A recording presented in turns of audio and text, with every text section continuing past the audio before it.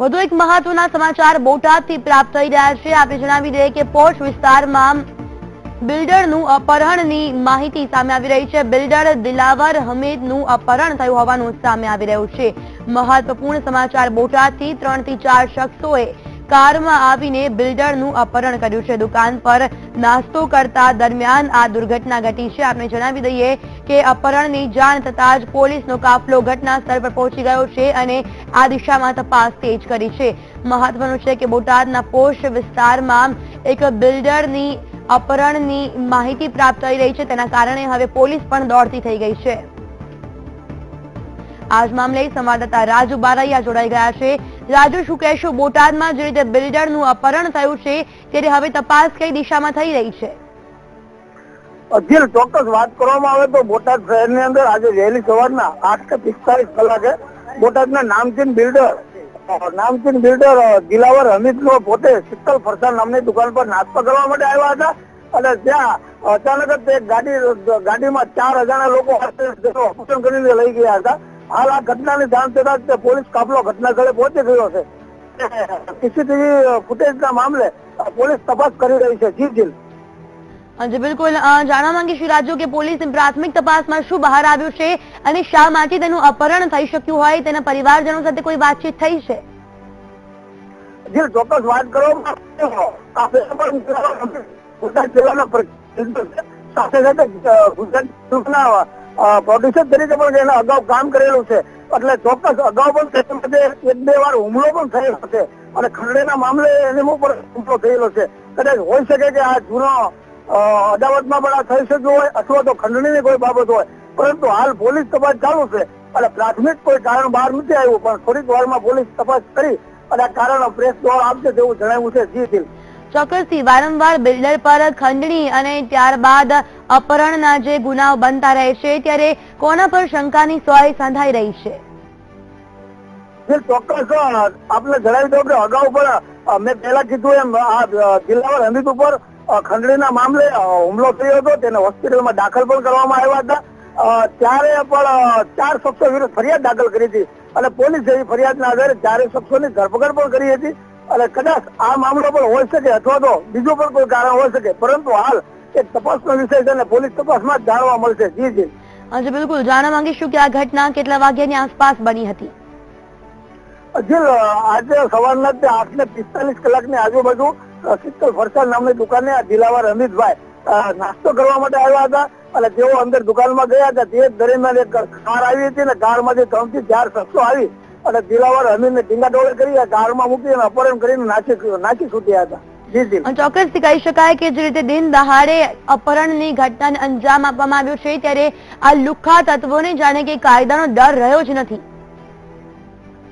ચોક્કસ વાત કરવામાં આવે તો બોટાદની અંદર છેલ્લા કેટલાય સમયથી કાયદો અને વ્યવસ્થાની સ્થિતિ કથળી હોય તેવું દેખાઈ રહ્યું છે।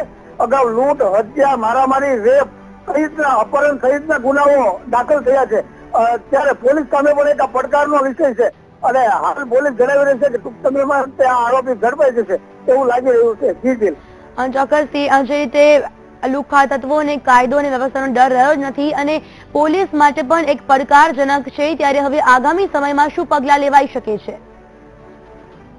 ચોક્કસ વાત કરવામાં આવે તો કાયદા અને વ્યવસ્થાની સ્થિતિએ વાત કરીએ તો આગામી 17મી તારીખે દેશના વડાપ્રધાન નરેન્દ્રભાઈ મોદી પણ આવ્યા બોટાદની અંદર સૌની યોજના નીચે આવી રહ્યા છે અને તેવામાં જ તમામ જગ્યાઓ પર ચુસ્તપણે પોલીસ બંદોબસ્ત ગોઠવાયેલો છે। તેમ છતાં પણ આજે ધોળે દિવસે એક બોટાદના ખ્યાતનામ બિલ્ડરનું અપહરણ થયું છે, તેથી ચોક્કસ કહી શકાય કે કાયદો અને વ્યવસ્થા કથળી છે અને આવા લુખ્ખા અને આવારા તત્વોને જરી કઈ કાયદાની બીક નથી તેવું દેખાઈ રહ્યું છે।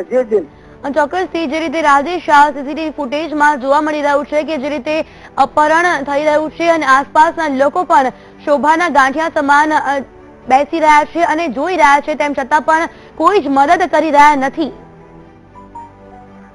ચોક્કસ સવારના 8:45 દિલાવર હમીદ જયારે નાસ્તો કરવા માટે શીતલ ફરસાણ નામની દુકાનમાં ગયા હતા, તેવામાં અચાનક આ 3 થી 4 લોકો કાર દ્વારા આવી દિલાવર હમીદનું અપહરણ કરી લઈ જતા હતા। ધોળા દિવસની ઘટના છે, ત્યારે ચોક્કસથી આજુબાજુના લોકો પણ ત્યાં ઉપસ્થિત હતા અને તેઓ ફક્ત ને ફક્ત મૂળ પ્રેક્ષક બનીને જોઈ રહ્યા હતા, પરંતુ કોઈએ પણ આને બચાવવાની કોશિશ પણ કરી નથી। જેથી ચોક્કસ કહી શકાય કે આ તત્વો કોઈ માથાભારે લોકો હોઈ શકે જેના ડરથી જ આમ પ્રજાએ પણ એને બતાવવાનો પ્રયત્ન નથી કર્યો. જી ચોક્કસ.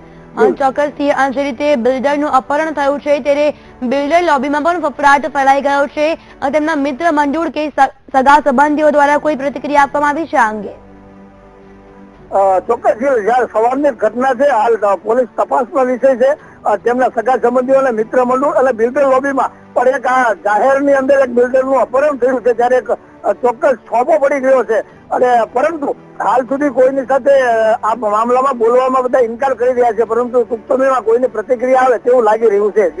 જી બિલકુલ, આભાર માહિતી બદલ. તો જે રીતે બોટાદમાં ધોળા દિવસે અપહરણની ઘટના બની છે, એક બિલ્ડરનું અપહરણ કરવામાં આવ્યું છે ત્યારે આ અંગે હવે પોલીસ પણ તપાસ કરી રહી છે. સીસીટીવી ફૂટેજ આપ જોઈ શકો છો વીટીવીની સ્ક્રીન પર કે કેવી રીતે અપહરણની ઘટનાને અંજામ આપવામાં આવ્યું છે અને આસપાસના લોકો છે તે પણ મુખ પ્રેક્ષક બનીને જોતા રહ્યા હતા.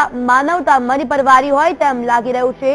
મહત્વનું છે કે જે રીતે અપહરણકર્તાઓ અપહરણ કર્યું હતું અને અપહરણની ઘટનાને અંજામ આપ્યું હતું, કહી શકાય કે હવે તેમને કોઈ જ કાયદાનો ડર રહ્યો નથી. બેખૌફ બનીને અપહરણની ઘટનાને અંજામ આપવામાં આવ્યો છે. લુખ્ખા તત્વોનો આતંક દિવસે ને દિવસે વધી રહ્યો છે ત્યારે આ સીસીટીવી ફૂટેજ આપ જોઈ શકો છો કે જે રીતે બોટાદમાં ધોળા દિવસે અપહરણની ઘટનાને અંજામ આપવામાં આવ્યો છે.